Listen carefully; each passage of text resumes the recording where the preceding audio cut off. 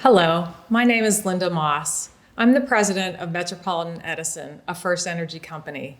The First Energy Foundation is proud to support the 100th anniversary celebration of women getting the right to vote. As the first female president of MedEd, a company that has origins that date back to just over 100 years, I'm proud to be able to introduce you to this wonderful testimonial created to celebrate the results of a group of courageous women who led the way for women's equality. The 19th Amendment to the United States Constitution granted American women the right to vote, a right known as women's suffrage. This amendment was officially adopted on August 26, 1920, the culmination of a decades-long movement for women's suffrage at both the state and national levels. The journey took 72 years and many strong-willed women fighting for their rights before the amendment would be passed. During America's early history, women were denied some of the basic rights enjoyed by male citizens. Besides the fact that women were not able to vote, married women couldn't own property, and they had no legal claim to money they might earn. Women were expected to focus on housework and motherhood, not politics. But that changed in 1920. And on November 2nd of that year, more than 8 million women across the United States voted in elections for the first time.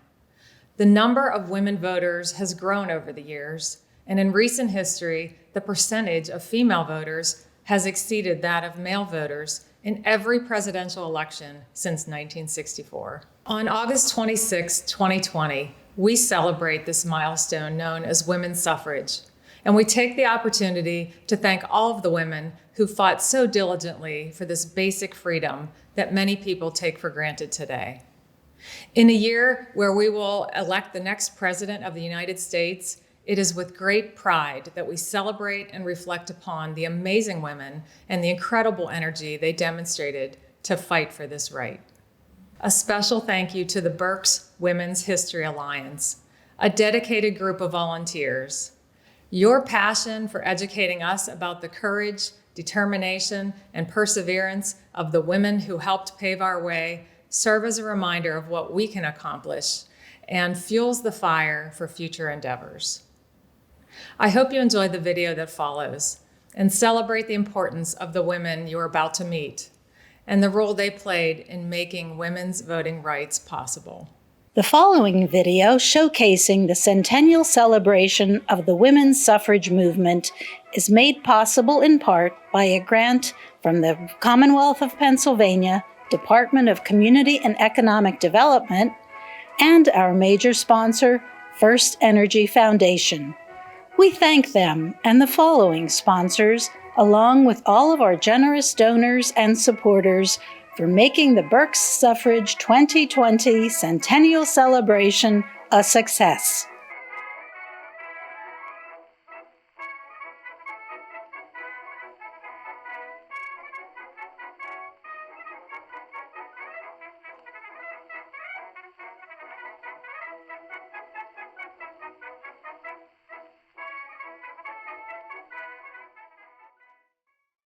Welcome to our program called Meet the Suffragists. As you know, August 26, 2020 marks the centennial. Yes, only 100 years since women won the right to vote. I'm with you today dressed as Alice Paul, a famous suffragist who worked nearly all her life to gain equal rights for women. But before I tell you about Alice, I would like to tell you about some of the suffragists who came before Alice and fought to gain suffrage for all American women. Abigail Adams was the wife of the second president of the United States.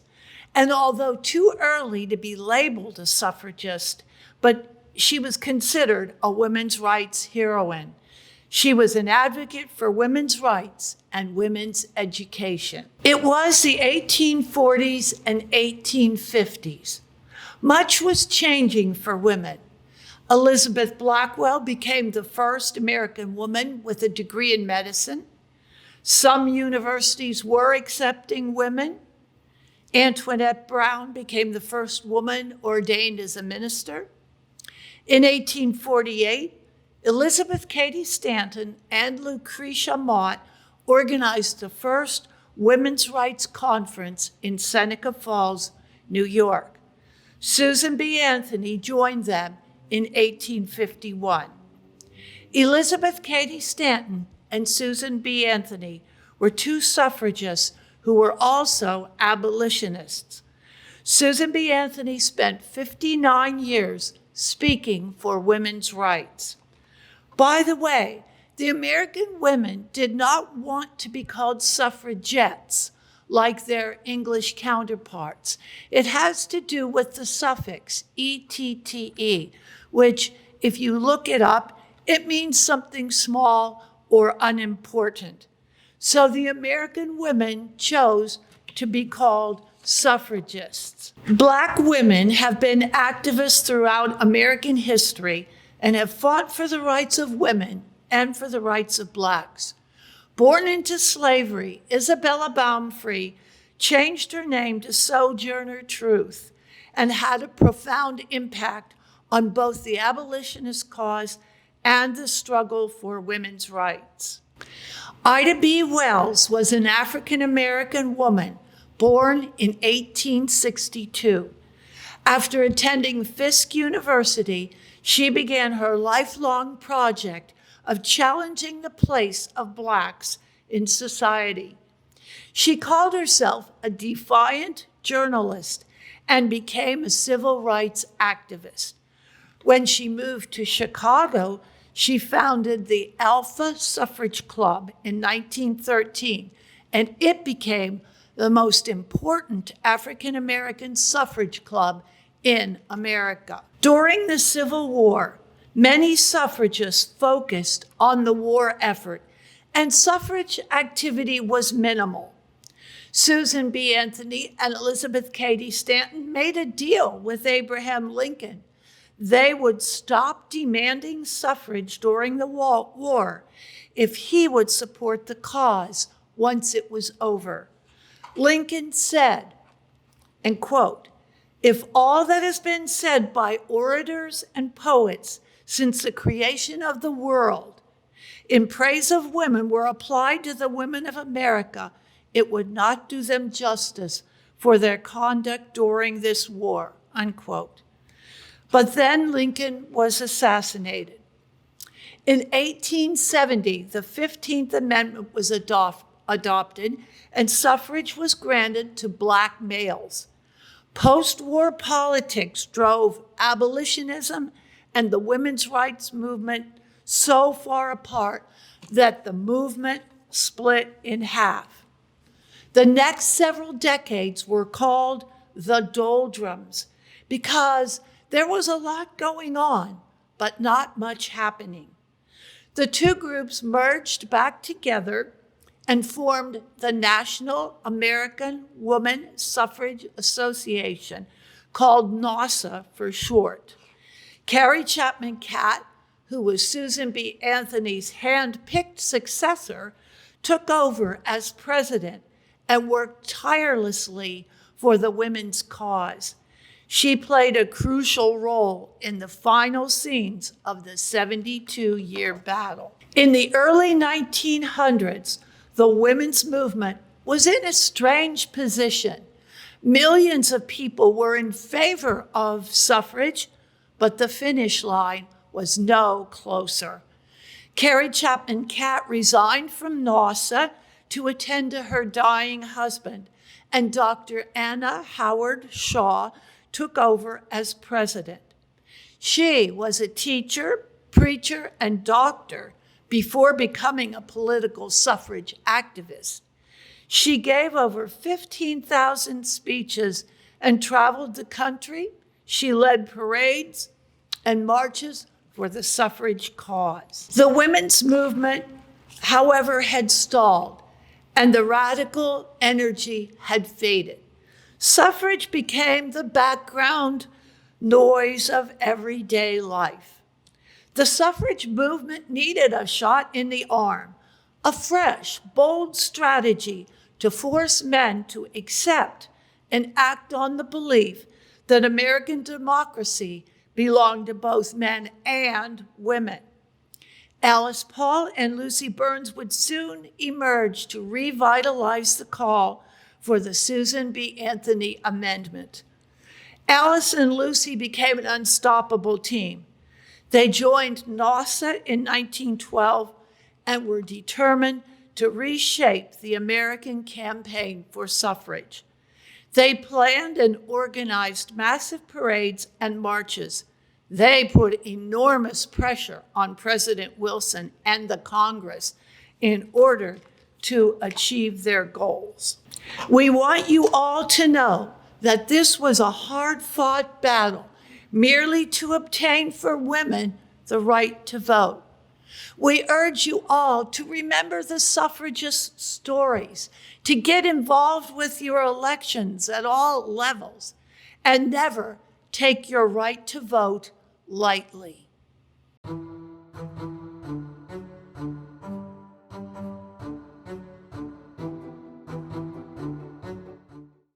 Greetings, everyone. I am Abigail Adams, whom you know as the wife of John Adams and the mother of President John Quincy Adams. However, I would also like to be remembered as a champion of women's rights as our young country was taking shape.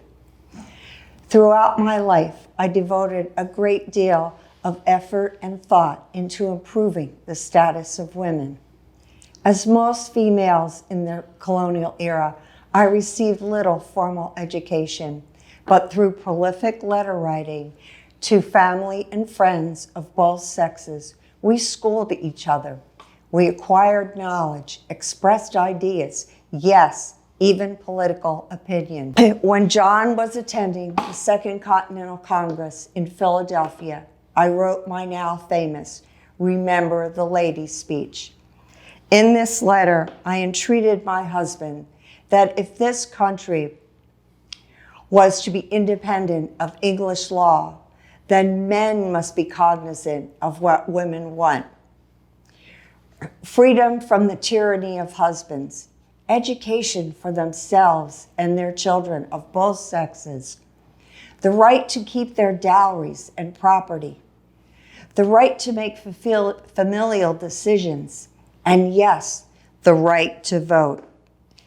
In this letter, I wrote, if particular care and attention is not paid to the ladies, then we are determined to foment a rebellion and will not hold ourselves bound by any laws in which we have no voice or legislation.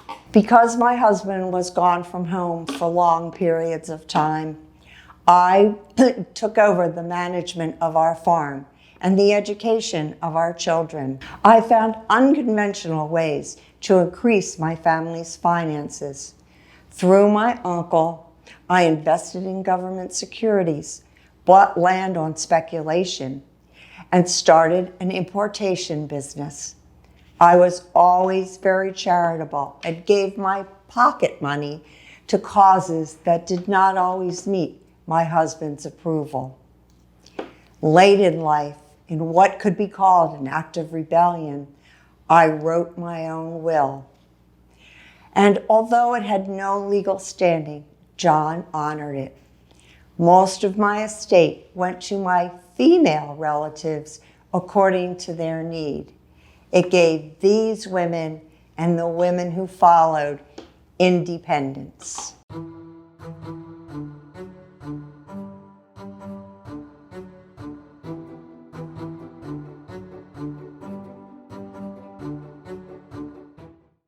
Hello, I'm Susan B. Anthony. This is my friend Elizabeth Cady Stanton. She keeps a room for me in her house so we can work together. She's an excellent writer and a charismatic speaker, but she has 7 children and doesn't get out much.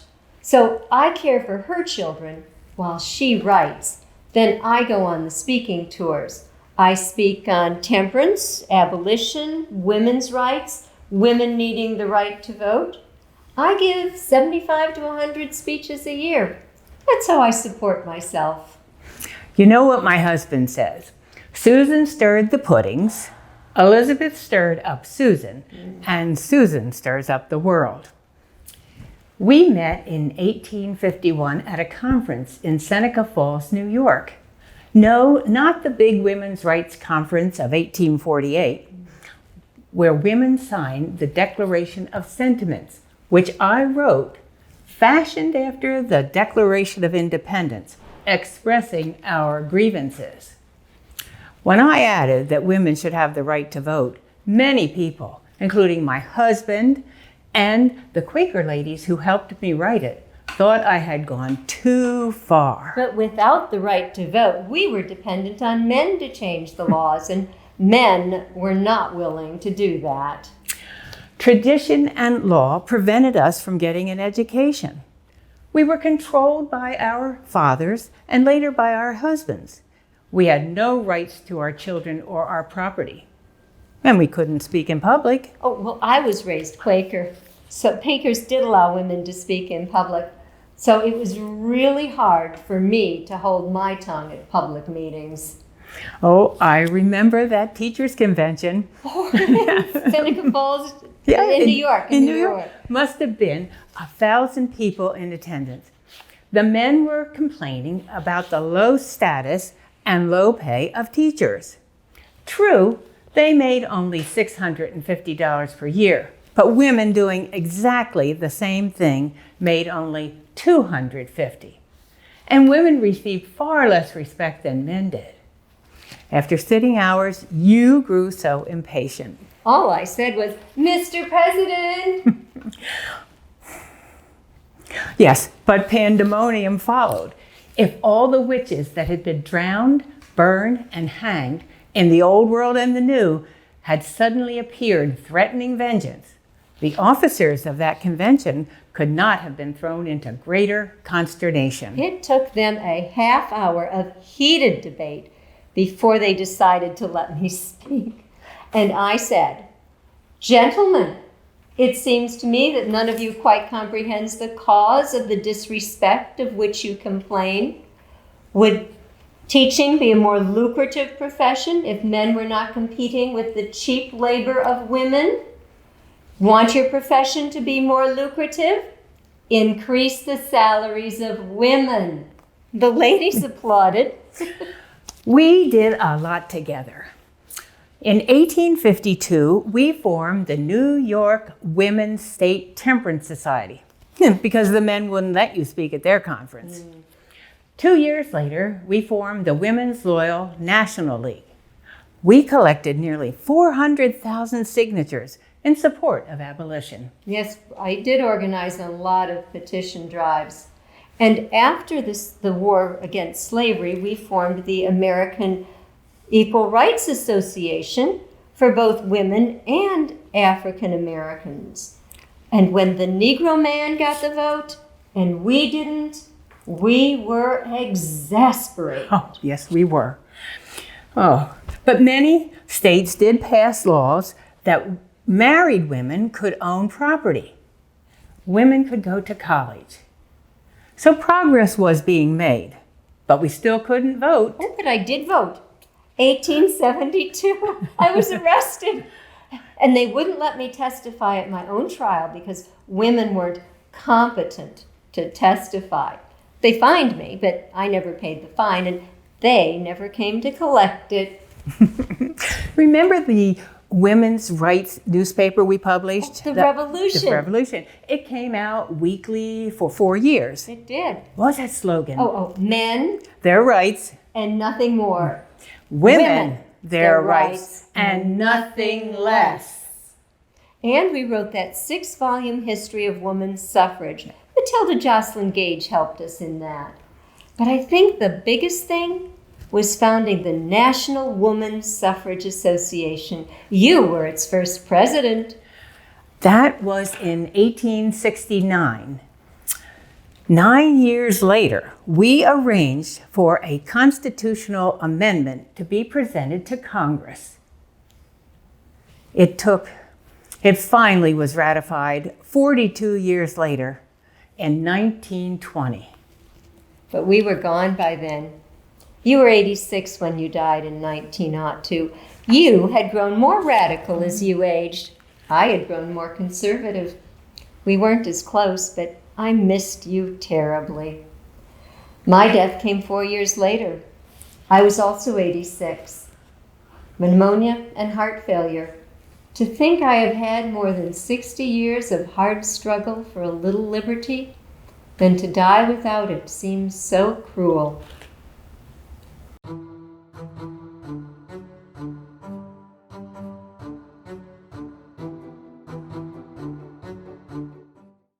My name is Sojourner Truth.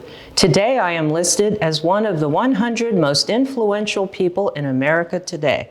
But I was born Isabella Baumfree in 1797, a poor slave girl sold away from her family at age 9 with a flock of sheep. When I was 29, I escaped from slavery with my youngest daughter. Around this time, I learned my son had been illegally sold to another owner. So I went to court to get him back. I was the first Black woman to take a white man to court and win. The following year, I moved to New York City and became housekeeper to a Christian evangelist. In 1848, I became a Methodist and changed my name to Sojourner Truth. I told my friends, "The Spirit calls me and I must go." I made my way traveling and preaching about the abolition of slavery. I went up to Northampton, Massachusetts, where I joined the Northampton Association of Education and Industry, which supported women's rights, abolition, and pacifism. There I met leading abolitionists of the day, William Lloyd Garrison, Frederick Douglass, and David Ruggles. I dictated my memoirs to my friend Olive Gilbert, and later these were published as a book called The Narrative of Sojourner Truth, a Northern Slave.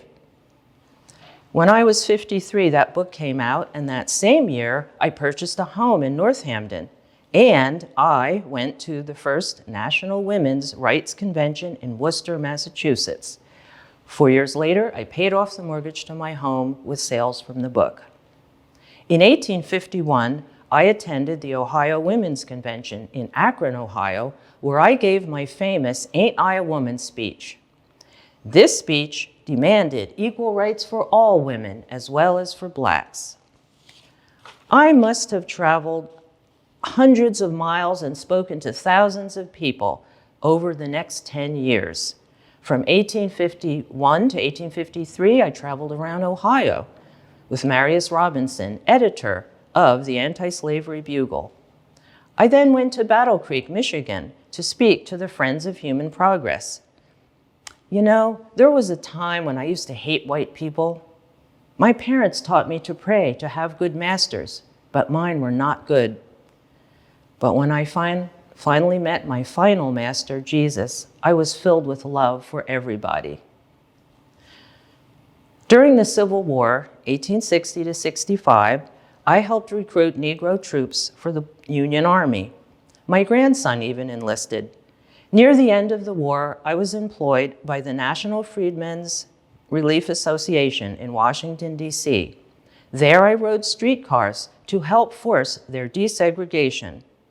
I even met President Abraham Lincoln in the White House, and he signed my Book of Life. In 1870, I then tried to secure land grants for formerly enslaved people. This went on for 7 years, but without success. I continued to speak about women's rights, prison reform, and against capital punishment. Not everyone welcomed my lectures, but most did, and I counted among my friends such influential people as Amy Post, Wendell Phillips, Lucretia Mott, Susan B. Anthony, and Ellen G. White, to name a few. I was usually the only woman of color up on the podium, and I never had any formal schooling. But I spoke my mind for the good and welfare of all, and died peacefully at home, age 86, attended by some of my children and grandchildren, the Lord's faithful servant.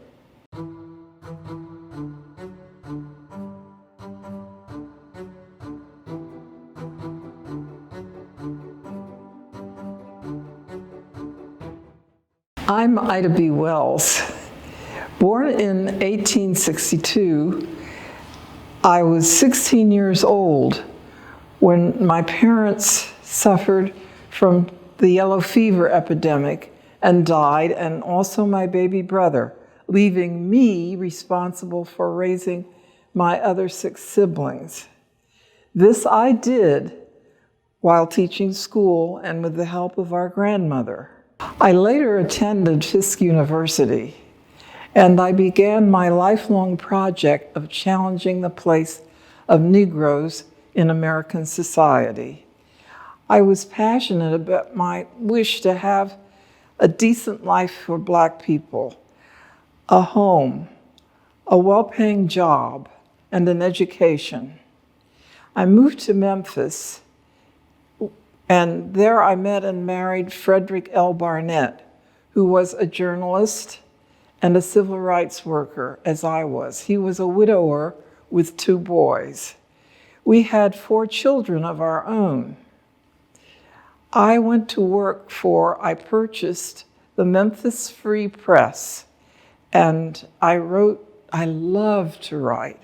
I wrote many columns, and I did journalistic studies and exposures of unfair treatment, segregation, the horrors of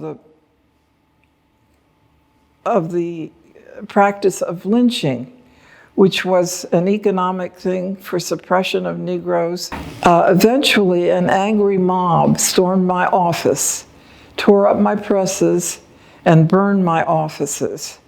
I was intimidated, and I was harassed. So what was I to do? I moved. I went to Memphis. I went to Chicago from Memphis. And there I realized that women's rights and civil rights were inextricably bound. And I put all my energies and my thoughts and my efforts and my work and my writing behind the emerging women's movement, which was becoming nationwide at the time. And I worked to form a club in Chicago. I formed the Alpha Club, which became the most prominent suffrage club for African American women in America. We made a mark for ourselves in Chicago when we worked to elect the first Chicago Black alderman, Oscar DePriest Sr. African American women through this came to realize the importance that they could wield in politics when they attached themselves to a political cause. The suffragists were working hard to have a national march in Washington on the eve of Woodrow Wilson's inauguration. So I went as a delegate in the Illinois delegation. But I was told when it was being formed in Washington that I couldn't walk with the delegation because I was Black and it was a white delegation. I was angry and I was hurt, and I was determined that no one was going to keep me from walking with my delegation. So I had a little plan. I waited on a street corner until the Illinois delegation was passing, and then I joined them. And 2 women from the delegation came to walk with me, and arm in arm, we finished the march. Looking over my life's work, I feel that I laid a foundation of assistance to people who were oppressed. I also feel that I laid further foundation with hope and advancement for the generations to come. I lived until 1931. I lived to see the ratification. I did not live to see the Pulitzer Prize, which was awarded to me posthumously for journalism.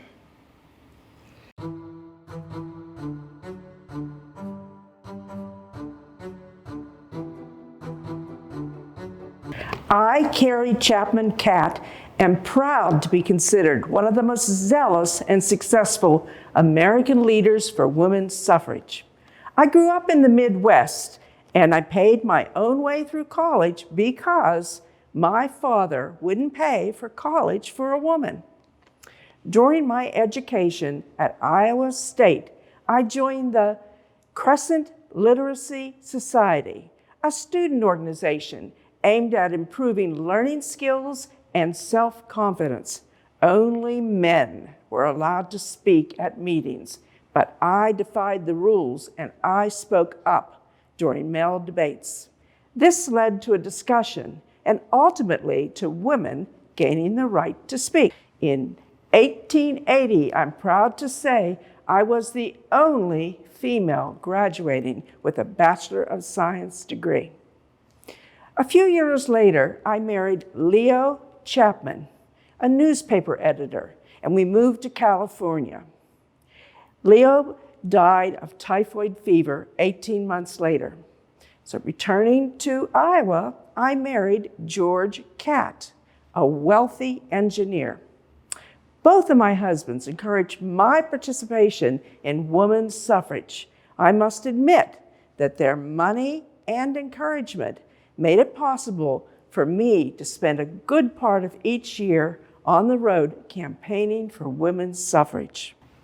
I began working for the National American Women's Suffrage Association. Susan B. Anthony asked me to address Congress on the proposed amendment. I succeeded Anthony as president of NAWSA. During my time there, I supervised dozens of campaigns, mobilized numerous volunteers, and made hundreds and hundreds of speeches. In 1920, I founded the League of Women Voters and the International Alliance of Women, which included 32 nations. I received an award at the White House from my longtime friend, Eleanor Roosevelt, and I was pictured on the cover of Time magazine.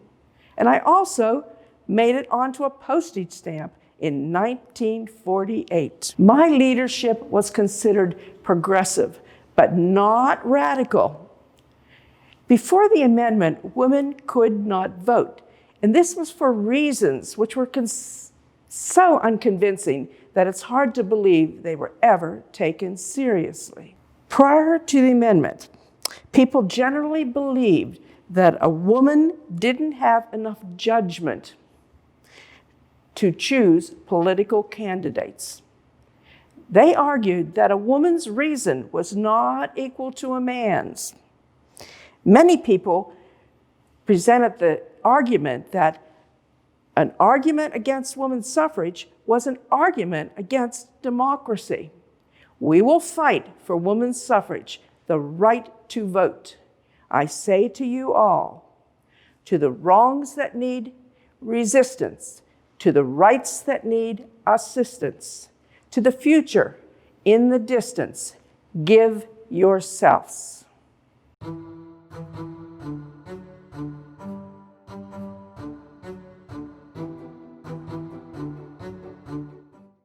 A teacher, preacher, doctor, and political activist, I am Reverend Dr. Anna Howard Shaw.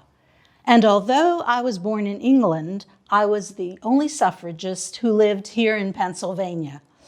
I had been to Reading on my speaking tour, and I built a home in Media, Pennsylvania in 1903, where I lived until I died a year before the 19th Amendment was passed. It may be sad, but I knew that we were near our goal at that time. My early beginnings were in Michigan, as a child working hard as a seamstress and then as a teacher to help support our family. You see, my father worked for the abolitionist causes and big political movements of the day. I took up a preaching career despite the lack of support from my family and friends. I gave lectures on temperance and was preaching before I earned a theology degree at Boston University. There, among a class of 42 men, I was the only woman. And the men certainly let me know that they didn't want me there. Even though I had the top final exam score, I was refused ordination. But eventually I was ordained in the Methodist Protestant Church at 24 years old. I continued my studies at Boston University in theology and became a physician at 39. During my education, I became an outspoken advocate for women's rights, and beginning with the Women's Christian Temperance Union. When I was 40, my attention shifted to the suffrage movement when I met Susan B. Anthony. She encouraged me to join her National Suffrage Association, and together she and I convinced Elizabeth Cady Stanton to merge Elizabeth's American Suffrage Association with our national, finally creating organized unity as NAWSA, the National Association of Women's Suffrage Association. And together, all of us were lobbying for a national constitutional amendment granting women the right to vote. I spent 11 years as NAWSA president. I took that organization from a membership of 17,000 to 200,000 members, with 10 speaking campaigns held every single year. In my 30 years of suffrage work, I gave over 15,000 speeches across the nation and even internationally. We all worked hard and long to achieve a goal that I failed to see while alive. But I had to thank Susan B. Anthony, who inspired me, and her niece, Lucy E. Anthony, who lived with me for 30 years while managing Susan's and my speaking engagements throughout the world. But by the early 1900s, Alice Paul and Lucy Burns began employing militant techniques like picketing the White House. I was unalterably opposed to the use of militancy. So in 1915, I resigned from being president of NAWSA. Although I did continue working for the suffrage cause the remaining years of my life. During World War I headed the Women's Commission of the Council of National Defense, and I was the first woman to earn the Distinguished Service Medal. I died at 72 in 1919, with the vote to finally be won the next year. I was proud to have helped win our right to vote.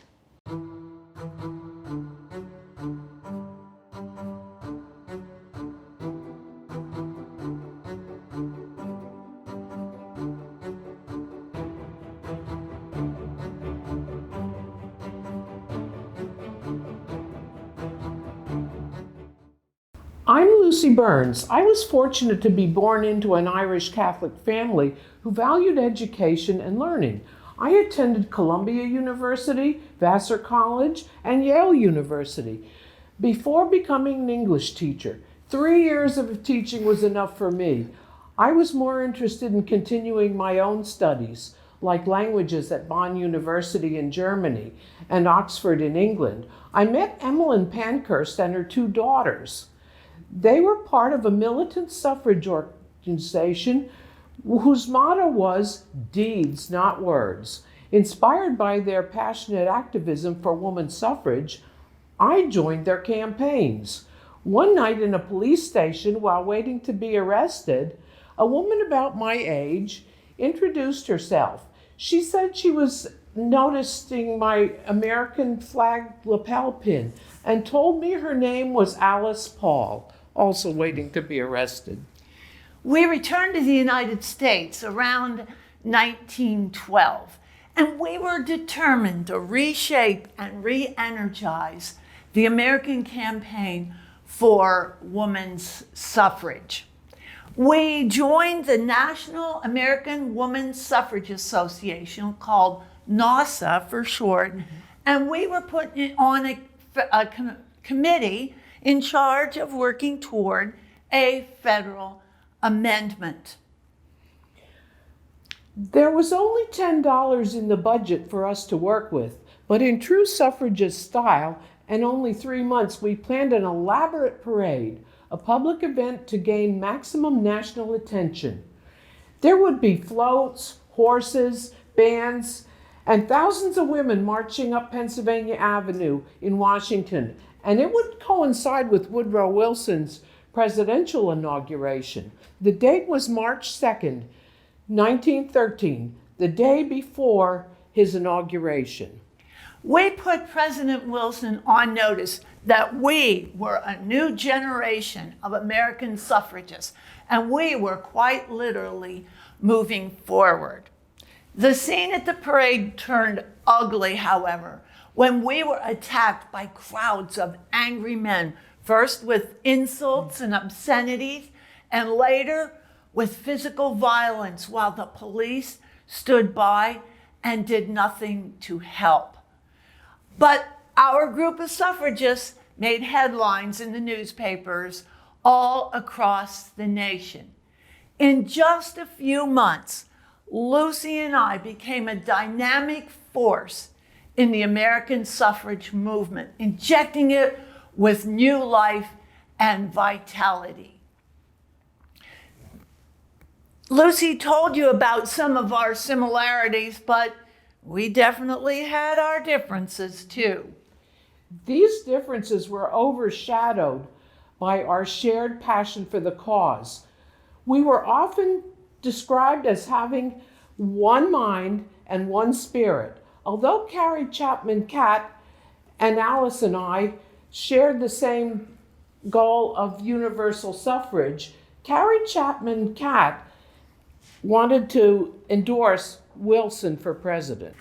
So Lucy and I gathered some women together who shared our ideas, and we formed a new party called the National Women's Party, the NWP for short. We organized silent sentinels to stand outside the White House, holding banners and signs inscribed with incendiary phrases, all directed at President Wilson. At first, he treated us with bemused condescension, but later, when America entered World War I, people's ideas changed. We were criticized for picketing a wartime president. We began to be arrested on the trumped-up charge of obstructing traffic, even jailed when we refused to pay our imposed fines. Undaunted, he continued to try to break our spirit. The police arrested hundreds of our sentinels and sentenced Alice and me to several months in prison at the Occoquan workhouse in Virginia. This led to being beaten and pushed into cold and rat-infested cells. Alice was put in solitary confinement and was deprived of sleep and force-fed. They tried to have her declared insane, but she wouldn't admit to Woodrow Wilson being her personal enemy, which would have been enough to declare her insane. She heard one doctor say, "She's got a spirit like Joan of Arc, and you're never going to break it. She may die, but she'll never give up." The Night of Terror began the final push for suffrage. Americans were outraged when they learned of the treatment and forced feedings. With mounting public pressure, President Wilson released us all on November 27th and 28th, 1917. The Women's Suffrage Amendment was now known as the Susan B. Anthony Amendment. It narrowly passed in the House of Representatives in January of 1918, but not in the Senate.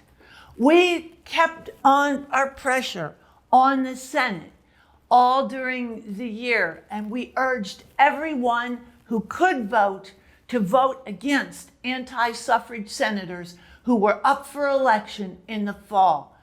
And it worked.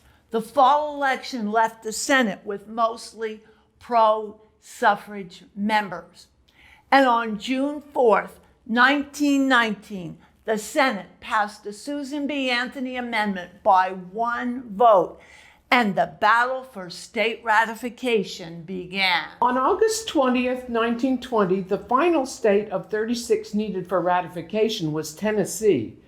The deciding vote was to be cast by 24-year-old Harry T. Byrne, the youngest of the Tennessee delegation. Wearing a red rose indicating anti-suffrage, and originally intending to vote no like many of the southern states, he changed his mind after receiving a letter from his mother urging him to vote yes for suffrage, which he did. And 6 days later, August 26, 1920, Secretary of State Colby certified the ratification, and with a stroke of his pen, American women won the right to vote after a 72-year battle. The flag behind me is our suffrage flag. When each state ratified the amendment, I sewed a different star on the flag. It ended up with exactly the 36 states that were needed for ratification. Hi, I'm Secretary of State Kathy Bookvar, and while I'm very sorry we can't physically gather, I'm very happy to join you virtually to celebrate the 100th anniversary of women's suffrage and passage of the 19th Amendment to the Constitution. Last June 24th, 2019, was the Centennial of Pennsylvania's ratification of the 19th Amendment, and I was proud to lead a grand commemoration in our Capitol Rotunda in Harrisburg. It was truly an inspiring day to see so many women of all colors and ages wearing suffrage white and cheering the bravery and tenacity of our foremothers.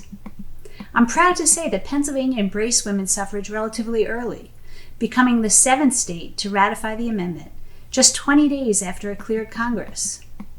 It took more than a year after Pennsylvania's vote for the amendment to become law on August 26, 1920. I'm proud of Pennsylvania's early embrace of women's suffrage. The Commonwealth helped lead the way for the rest of the nation. Suffragists labored long and hard, enduring arrests, hunger strikes, violence, and public persecution for their efforts to gain us the right to vote. One of my favorite suffragists was Carrie Chapman Catt. She tirelessly traveled the country advocating for women's right to vote. Carrie was forward-looking in every way. She even had a prenuptial agreement with her husband, guaranteeing her 4 months of free time every year to work exclusively for suffrage. Carrie formed the International Women's Suffrage Alliance, served as president of the National Women's Suffrage Association, and after suffrage was achieved, founded the League of Women Voters. American women had to wait an extraordinarily long time to vote, 144 years after the birth of our democracy. But some other Americans had to wait even longer. Last year, I was honored to join 17 of my National Association of Secretaries of State colleagues on a journey to Selma, Birmingham, and Montgomery, Alabama, to share, witness, and try to absorb the historical moments and landmarks that epitomize the devastating struggles and inspiring achievements of the voting rights movement. It was a humbling and inspiring experience, and a poignant reminder that we have been granted the opportunity and responsibility to make a difference in this world and to leave it a better place. The civil rights struggles and victories helped persuade President Johnson to sign the Voting Rights Act of 1965. And 6 years later, in 1971, one of the marchers of the civil rights movement, C. Dolores Tucker of Philadelphia, became Pennsylvania's Secretary of State and the first African American woman to hold that position in any state. There are currently 18 women who serve as Secretaries of State, including myself, who would not hold our current positions but for women's suffrage. The 19th Amendment not only gave women access to the polling booth, it led to an acceptance of women in all aspects of public life, including elected and appointed service at the local, state, and national levels. When our great-grandmothers set their sights on suffrage, they understood that voting is the essential ingredient and continuing sustenance of a democracy. Susan B. Anthony called it the pivotal right. I believe we could best fulfill that duty and honor the sacrifices of our suffragist foremothers by ensuring that no eligible voter is ever disenfranchised, by encouraging all citizens to vote, and by continuing to do everything we can to secure the integrity of American elections. Thank you for everything you do to continue to ensure voting rights for all eligible voters. Happy 100th anniversary. The Justice Bell came to Reading, Pennsylvania in 1915. Known as the Liberty Bell for women's suffrage, this bell had many symbolic names like the Suffrage Bell or the Women's Liberty Bell. It was inscribed with the words, "Establish Justice." Its clapper was chained to prevent it from ringing. This represented the silence of women who did not have the right to vote. It was commissioned by Catherine Wentworth Ruschenberg in 1915. She was one of the 70,000 members of the Pennsylvania Women Suffrage Association. The 2,000-pound bell toured all 67 counties in Pennsylvania and was mounted onto the back of a flatbed truck adapted for traveling. A Votes for Women banner was attached to the truck's back railing, along with a sign that read, "This bell will ring for the first time on the day that women of Pennsylvania are granted the right to vote." Suffragists escorted the bell to the counties and spent the summer zigzagging across the state. Unfortunately, the bell's clapper was not unchained following the November referendum. The amendment was defeated by the Pennsylvania male voters.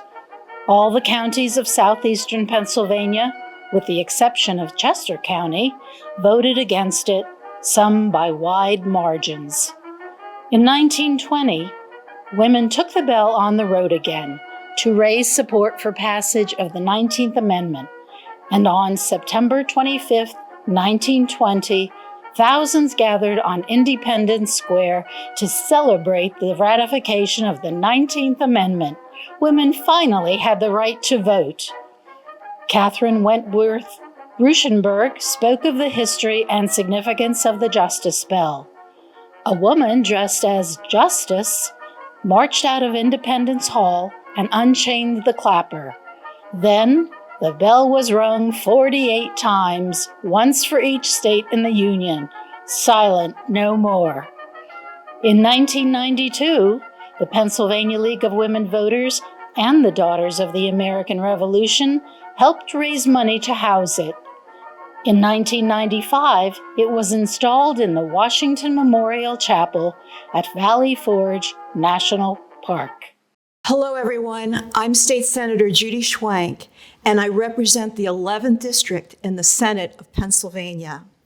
While I'm disappointed we aren't able to gather today as a large group, I do find it heartening that COVID-19 has not stopped the Berks Women's History Alliance from marching forward, albeit virtually.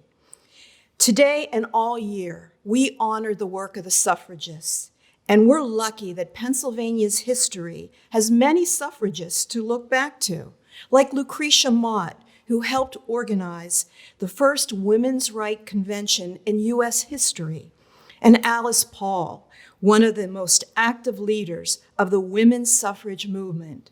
The women who wore this banner so proudly and these colors gave us a great legacy, a legacy we must honor by our actions. I remember our first meeting last year at the Berks History Center. We had a room filled with women who were eager to help celebrate this achievement. I'm very proud to have played a part in this movement here in Berks County. No matter what's going on, it's important that we recognize this day, August 26, 2020, the Centennial of Women Earning the Right to Vote. As a woman or a man, the best way to celebrate this monumental occasion and honor that legacy is by doing the right thing they fought for all those years ago. That right thing is voting. Vote by mail, go to the polls. It doesn't matter how you do it, but that you do it. Voting is almost a sacred act to me. It is much a responsibility as it is a privilege and a right. And it's critical that we interact with our government entities, and voting is one of the best ways to do that. But more so, I hope that anyone who doesn't see themselves represented in our government today will consider running for office, especially women. Get involved, take the chance. The organizations, clubs, and many individuals like us are right behind you and encourage you to take that up. Thank you so much. Hello, my name is Benjamin Neely, and I'm the Executive Director of the Berks History Center. And we here at the History Center are so proud to be partnering with the Berks Women's History Alliance to help bring you the Berks Suffrage 2020 Centennial, which is a series of events to help celebrate and commemorate the 100th anniversary of women gaining the right to vote.